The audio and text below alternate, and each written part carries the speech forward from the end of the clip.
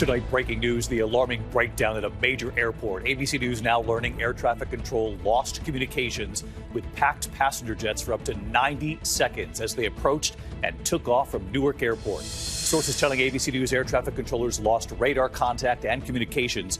Controllers unable to see, hear, or talk to pilots. A major airline now warning of chaos at the airport. What's going on? Also on this Monday night, disturbing video coming in showing a large wave flipping a suspected human smuggling boat right off the U.S. coast. Authorities finding 3 bodies and multiple survivors. There is still a frantic search underway. Tonight, President Trump's new effort to speed up his mass deportation plan.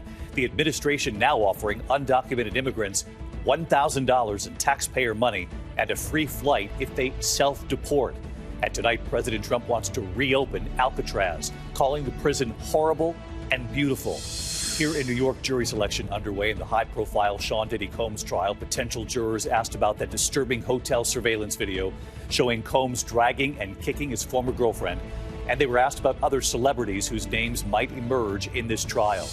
Overseas tonight, Israel signaling a new military escalation to possibly seize the entire Gaza Strip, unless there's a hostage deal by next week with President Trump overseas. Tonight, the secret conclave set to begin at the Vatican, and perhaps a very telling moment with our James Longman today. What a cardinal told him just before this conclave begins. Back in the U.S. tonight, authorities investigating a suspected deadly bear attack. A man and his dog have been found dead. Neighbors are now being warned. A truck driver's harrowing call to 911 as his truck dangles from a bridge, telling the operator, "I don't want to die." The chilling new details tonight involving the alleged plot targeting Lady Gaga's historic concert. There was also breaking news coming in tonight. There's been an incident at actress Jennifer Aniston's home, what we've learned at this hour. And we're tracking storms right now, 40 million Americans from New Mexico to Florida, all the way up to the Northeast. From ABC News World Headquarters in New York, this is World News Tonight with David Muir. Good evening. It is great to start another week with all of you at home. We do begin tonight with new reporting here. What appeared to have been a major communications breakdown at Newark Airport. Sources telling ABC News tonight air traffic control computer screens went dark for up to 90 seconds. This was last Monday. Controllers losing communications with packed passenger planes approaching for landing and planes taking off, unable to see, hear, or talk to the pilots of the aircraft they were monitoring. Pilots could be heard learning of the outage over the radio. A number of controllers on duty during that outage so shaken they've now taken medical leave. The air traffic control system already chronically understaffed. There have been delays at Newark Airport for 8 straight days now, arrivals averaging 4-hour delays. Now a major airline tonight warning about the chaos there. Newark is, of course, one of the country's busiest airports, and now comes this new reporting that air traffic controllers suddenly had no way to communicate with the passenger jets that they were monitoring in the air. ABC's Matt Rivers leading us off tonight. He's at Newark Airport. Growing alarm at Newark's Liberty Airport tonight. ABC News learning air traffic controllers lost radar and communications with planes packed with passengers for 60 to 90 seconds last week. A system-wide outage last Monday at a Philadelphia facility that manages the airspace around Newark Airport caused controllers to lose the ability to see, hear, or talk to all arriving and departing aircraft at one of the busiest airports in the country. Pilots can be heard learning of the outage over the radio. I just got told that the approach lost all their radars. 3 of their 4 radar screens went black, and they have no frequencies. Controllers from another tower advising pilots that radio frequencies have failed. And they want you to be advised that they may not be able to radar contact you because of the radar issues, and they may lose you on for certain times of when you're flying. In a statement, the union saying many controllers took medical leave, citing, quote, a traumatic event. United Airlines, which has a major hub at Newark, accusing the controllers of, quote, walking off the job. But no matter the reason, the result has been chaos. For the 8th day in a row, delays and cancellations mounting, and tonight, the average delay on some arrivals nearly 4 hours. Nobody knows what's next, and if my flight's getting delayed more. The FAA has already warned that runway construction and a shortage of controllers would disrupt the number of planes scheduled to fly in or out. United Airlines cutting at least 35 round-trip flights per day, saying without more air traffic controllers, they have no choice. And David, the real concern here, those roughly 90 seconds where air traffic controllers were essentially cut off from all those planes. And tonight, a budget proposal in the House calling for some $15 billion to modernize the nation's air traffic control systems. David? All right, Matt Rivers leading us off from Newark tonight. Matt, thank you. We turn now to the urgent search after a boat capsized right off the U.S. coast in San Diego. Disturbing video tonight capturing the moment. The boat was caught in the waves, turning over, throwing those on board right into the water. 4 survivors have been recovered tonight, but at least 3 people have been found dead, many still missing. At least 16 people believed to have been on board, and authorities suspect tonight this was a human smuggling boat. ABC's Trevor Ault from California tonight. This is the moment a wave flipped a suspected human smuggling boat carrying at least 16 people off the California coast. The boat washing ashore around 6:30 this morning on Torrey Pines State Beach near San Diego. A frantic search for survivors now underway. We see a bunch of helicopters, Border Patrol, cops. Authorities say at least 3 people were killed, 4 more rushed to the hospital. First responders searching for at least 9 missing. We do have air resources that are sweeping lateral north and south of the beach. We do have lifeguards in the water on boats and jet skis. The 12-foot vessel is called a panga boat. It's designed for fishing, but commonly used by smugglers slipping people past the border. Right there, you can see the beginning of the border wall between the U.S. and Mexico. The Coast Guard telling our Matt Gutman in February they encounter about 350 migrants a month in these same waters off San Diego. The operators of the vessels have very little regard for their safety, for the safety of the individuals that are on board their vessels. David, the medical examiner's office says the people who died in this incident were all men. The Coast Guard says smuggling operations along the San Diego coast have increased 400% since 2018. David? Trevor Ault reporting in tonight. Trevor, thank you. We turn next this evening to President Trump's new effort to speed up his mass deportation plan. He's now offering undocumented immigrants $1,000 in taxpayer money and a free flight if they self-deport. And tonight, President Trump now says he wants to reopen Alcatraz, calling the prison horrible and beautiful. Here's our chief White House correspondent, Mary Bruce. Tonight, in an attempt to accelerate his mass deportation efforts, President Trump unveiling a new plan, offering undocumented immigrants $1,000 in taxpayer money and a plane ticket to self-deport. We're going to pay each one a certain amount of money, and we're going to get them a beautiful flight back to where they came from, and they have a period of time. And if they make it, we're going to work with them so that maybe someday, with a little work, they can come back in if they're good people. The Trump administration says they've deported 150,000 people since January, far short of the pace needed to remove the tens of millions the president promised. Trump today blaming required immigration hearings for slowing down his plan. The courts have all of a sudden, out of nowhere, they said, maybe you have to have trials. We're going to have 5 million trials. Doesn't work. In a remarkable statement, the president refusing to say whether he believes he needs to uphold the Constitution and the right to due process. Don't you need to uphold the Constitution of the United States as president? I don't know. I have to respond by saying again, I have brilliant lawyers that work for me, and they are going to obviously follow what the Supreme Court said. Tonight, the administration insisting Trump's new self-deportation plan won't just jumpstart deportations, it will also save money, noting the average cost to arrest, detain, and remove an undocumented immigrant is more than $17,000. They say one person has already taken up their offer, booking a flight from Chicago to Honduras. And tonight, Trump, who has sent hundreds of undocumented migrants to a notorious prison in El Salvador without any due process, is now talking about reopening one of America's most infamous prisons, Alcatraz. Known as The Rock, perched on a rugged, hard-to-reach island off San Francisco, it closed over 60 years ago because its remote location made it too expensive to operate. Now Trump wants to bring it back, saying he's instructing the Bureau of Prisons to reopen a substantially enlarged and rebuilt Alcatraz to house America's most ruthless and violent offenders. But it sort of represents something that's both horrible and beautiful and strong and miserable, weak. It's got a lot of qualities that are interesting, and I think they make a point.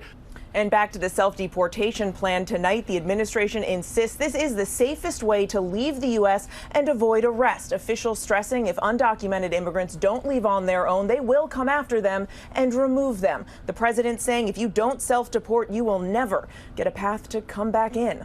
David. Mary Bruce at the White House tonight for us. Mary, thank you as always. Tonight, Defense Secretary Pete Hegseth ordering steep cuts to military leadership, calling for a 20% reduction of 4-star general officers and a similar reduction of top positions in the National Guard. These cuts, he says, are to streamline the armed forces. Secretary Hegseth has already fired a number of generals, including the chairman of the Joint Chiefs of Staff. In New York City tonight, jury selection now underway in the high-profile Sean Diddy Combs trial. Potential jurors asked about that disturbing hotel surveillance video showing Combs dragging and kicking his former girlfriend, and about other celebrities whose names might emerge in this trial. ABC's chief investigative correspondent Aaron Katersky at the courthouse tonight. Tonight, jury selection is underway in the most anticipated trial of the year, the racketeering conspiracy and sex trafficking trial of Sean Combs. Federal prosecutors are trying to prove Combs used his power, wealth, and fame to force women into drug-fueled orgies known as freak-offs and then threaten them into silence. Many of the prospective jurors signaled they're familiar with the case and this potentially damning piece of evidence. Video, first obtained by CNN, showing Combs chasing then-girlfriend Cassie Ventura down a hotel hallway in 2016, knocking her to the floor and kicking her. One woman called the video disturbing, telling the judge, "It was upsetting to watch, but I don't know the full story, so I can listen to the facts." The defense wanted her to be dismissed, but the judge allowed her to remain in the jury pool. Jurors filling out this written questionnaire saying there may be graphic and sexually explicit evidence in connection with the case and asking if there's anything that would make it difficult for you to be fair and impartial. Many prospective jurors also saying they recognize the names of other celebrities that might come up at trial. The judge tried to keep things moving, so when the defense asked for a bathroom break, Combs apologized, saying, "Sorry, Judge, I'm a little nervous today." His lawyers are aiming to convince the jury the government is trying to police consensual sex by a swinger who they say invited others into his bedroom. No juror has been seated yet. David, jury selection resumes here in the morning. David. All right, Aaron Katersky, who'll be covering this trial for us. Aaron, thank you. Overseas tonight, Israel approving plans to seize all of the Gaza Strip with a major call-up of thousands of reserve troops. The plan calls for moving all Palestinians into southern Gaza unless there's a hostage deal by next week with President Trump overseas. Here's our chief foreign correspondent, Ian Pannell, tonight. Tonight, in a major escalation, Israel approving plans to seize control of the entire Gaza Strip, calling up tens of thousands of reservists and massive military mobilization. A senior Israeli official saying if no hostage and ceasefire deals reached by the time President Trump finishes his trip to the Middle East next week, a new offensive will begin. All civilians will be forced to move to southern Gaza, with scenes of desperation playing out right now. Israel also saying it'll deliver desperately needed food and medicine amid its punishing blockade of vital humanitarian aid, now more than 2 months in. Our team getting access inside Gaza's Nasser hospital. At just 4 months old, Siwa only weighs 5 pounds, less than half of what she should. If she can't get food soon, her doctor fears she'll die. Siwa is facing severe critical situation. David, with Hamas holding more than 50 hostages, including 5 Americans, growing concerns tonight this war could escalate further.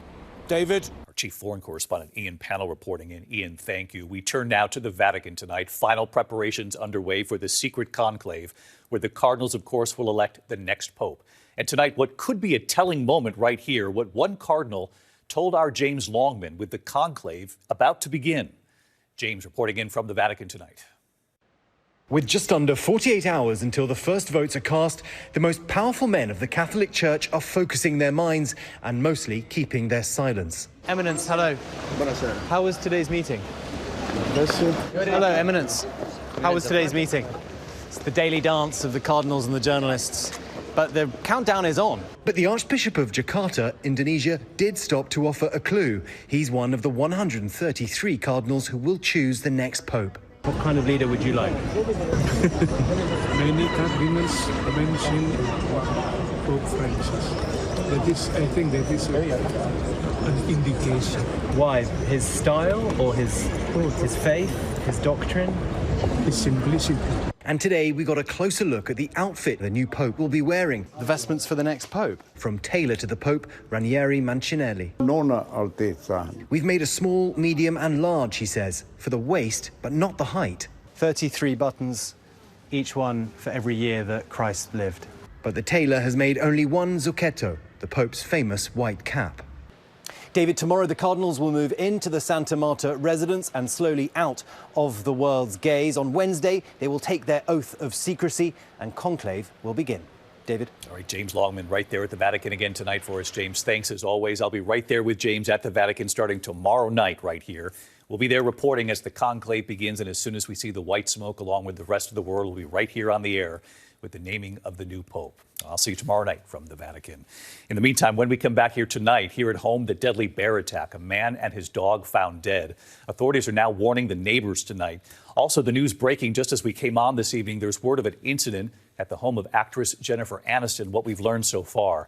And look at this tonight, a truck driver's harrowing call to 911 as his truck dangled from a bridge, telling the operator, "I don't want to die." We'll have more on this in a moment here. Tonight, authorities are investigating a suspected deadly bear attack in Collier County, Florida. The bodies of a man and his dog found in a wooded area near Everglades City. Residents and visitors in the area are being warned to be on alert. A truck driver making a harrowing 911 call while his rig was dangling over the side of a bridge. The semi-truck crashing. This is the Kennedy Bridge in Louisville, Kentucky. The driver trapped in his cab, hanging over the bridge. He made several calls to 911, pleading for help. I'm just hanging out over the bridge. I don't want to die. It took rescuers about 30 minutes to get him out. He's not hurt. When we come back here tonight, the breaking news this evening involving actress Jennifer Aniston from Friends, the alarming incident at her home, and we'll have more in a moment here. To the index of other news tonight, police racing to the scene of actress Jennifer Aniston's home in Los Angeles. ABC News has learned a man crashed through the front gate. He was stopped by security guards and held until authorities arrived. Aniston was reportedly home at the time. Police are not sure yet if this was accidental or intentional. Tonight, we're tracking flood watches and severe thunderstorms across more than a dozen states. More than 40 million Americans on alert tonight for heavy rain, hail, damaging winds. As you can see there, from New Mexico to Florida, all the way up to the Northeast. A major flash flooding threat tomorrow in Louisiana and the Deep South. Eastern Texas bracing for another round of severe storms. There are chilling new details tonight about an alleged bomb plot targeting Lady Gaga's historic concert in Rio de Janeiro. About 2.5 million people turning out for the free concert, the largest crowd ever for a female artist. Police believe the suspects were specifically targeting the LGBTQ community. Lady Gaga reportedly did not know about the threat until after the concert. When we come back here tonight, the father and his little girl at the Yankees game, a foul ball heading their way, and she covered his eyes just as he was trying to catch it. You have to see how this ended. Finally tonight here, America Strong. Catching a foul ball at the game is hard enough. Then the little girl giving her father quite the challenge. It was the incredible catch at Yankee Stadium, and it didn't even happen on the field. Top of the second, New York Yankees versus the Tampa Bay Rays. A foul ball hit right into the stands, and watch this. He's going to catch the ball. She covers his eyes. How about that? And he still caught it. It's dad power right there. That's impressive. A dad wearing a Yankees jersey catching the ball while his young daughter on his shoulders there covers his eyes. Afterward, dad handing the ball to his proud daughter. The MLB sharing the clip online, writing, "Dads can really do anything." No word yet tonight on who the mystery dad is, while both Yankees and Rays fans cheer on that epic eye-covered catch, making one young daughter very happy. Dad will have a story to tell her when she grows up. It was quite something. Just wait until she grows up and hears that story. Thank you for watching here tonight. I'm David Muir. I'll see you tomorrow night from the Vatican. Until then, have a good evening. Good night. Thank you for making World News Tonight with David Muir, America's most watched newscast.